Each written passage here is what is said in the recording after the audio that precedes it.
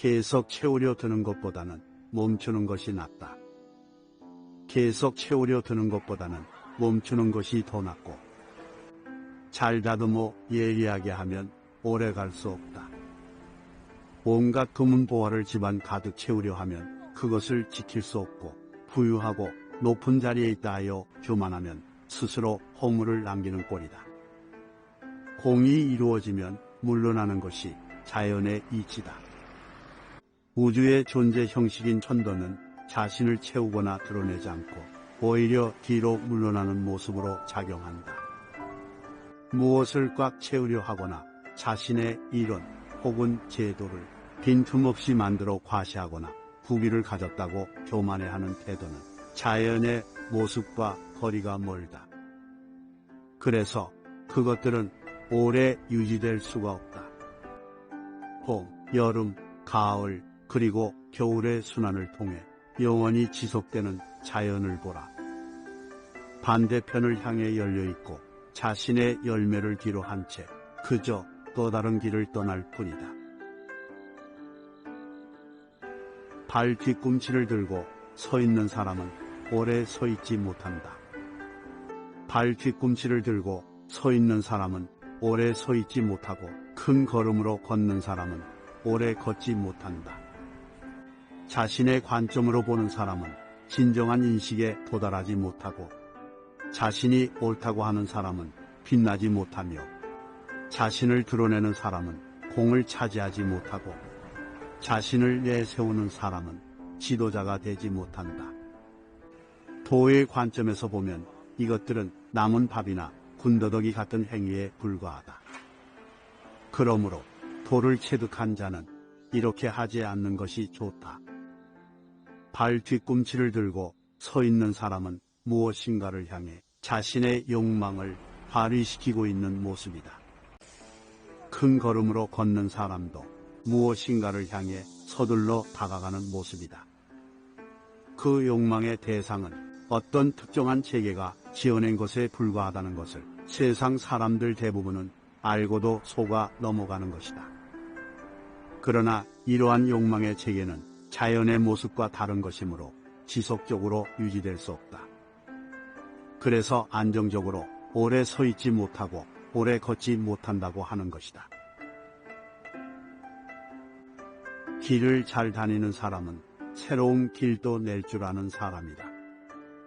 정말로 잘 가는 것에는 궤적이 없고, 정말로 잘된 말은 흠을 남기지 않으며, 정말로 셈을 잘하는 자는 주판을 쓰지 않고, 정말로 잘 다친 것은 빗장을 걸지 않아도 열 수가 없으며, 정말로 잘 묶인 것은 노끈을 쓰지 않아도 풀 수가 없다. 이런 이치를 본받아 성인은 정말로 사람을 잘 구제하기 때문에 버려지는 사람이 없고, 정말로 사물을 잘 구제하기 때문에 버려지는 사물이 없다. 이것이 바로 순명이다. 그러므로 좋은 사람은 좋지 않은 사람의 스승이고, 좋지 않은 사람은 좋은 사람의 거울이다. 그 스승을 귀하게 여기지 않고 그 거울을 아끼지 않으면 비록 지혜롭다고 할지라도 크게 미혹될 것이다. 이것이 바로 유묘다. 우리가 길을 가거나 할 때에는 어떤 하나의 궤도를 따라 움직인다. 그런데 그 궤도는 궤도 자체의 영역과 거기에서 벗어난 영역을 필히 구분하게 된다. 그러나 세상은 원래 특정한 욕망이나 의도만 가지고 달릴 수 있는 궤도로 되어 있지 않다. 따라서 세상은 특정한 체계의 궤도와 거기에서 벗어난 영역으로 나누어질 수 없고, 또 나누어져서도 안 된다.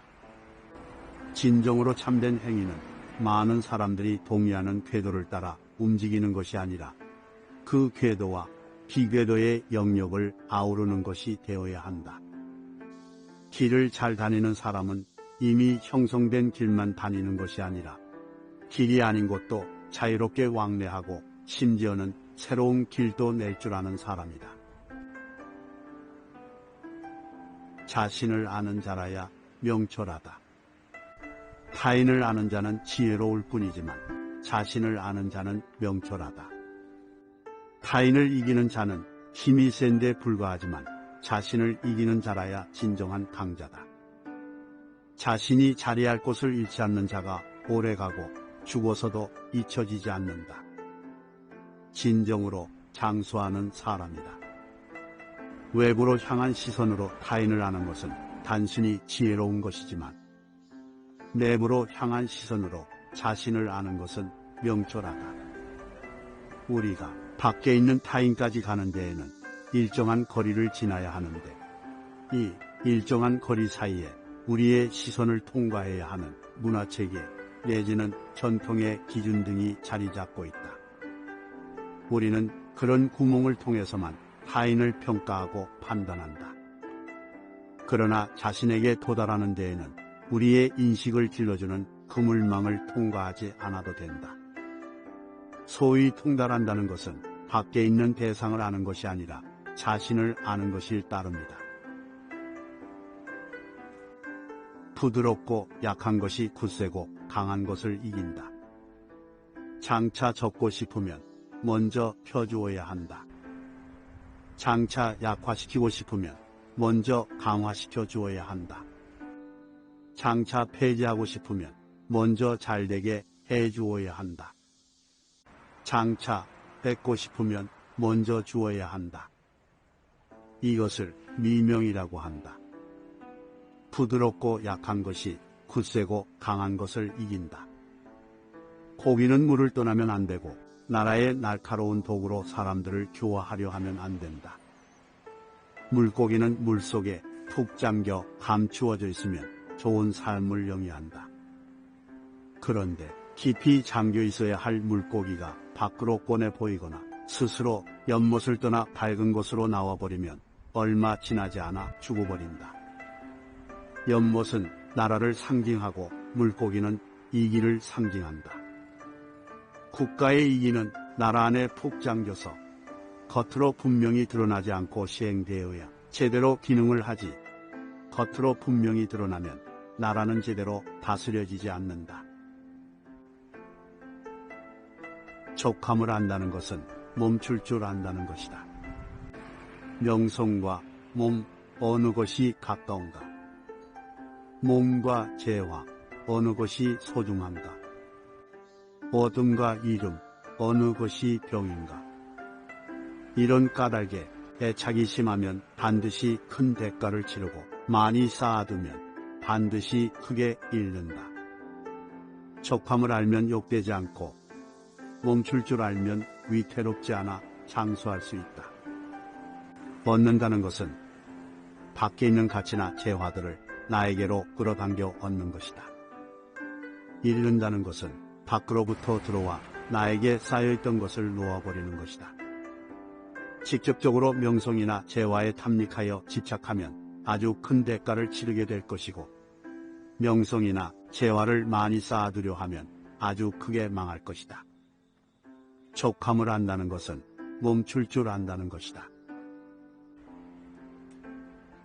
족함을 아는 사람이 진정한 부자다.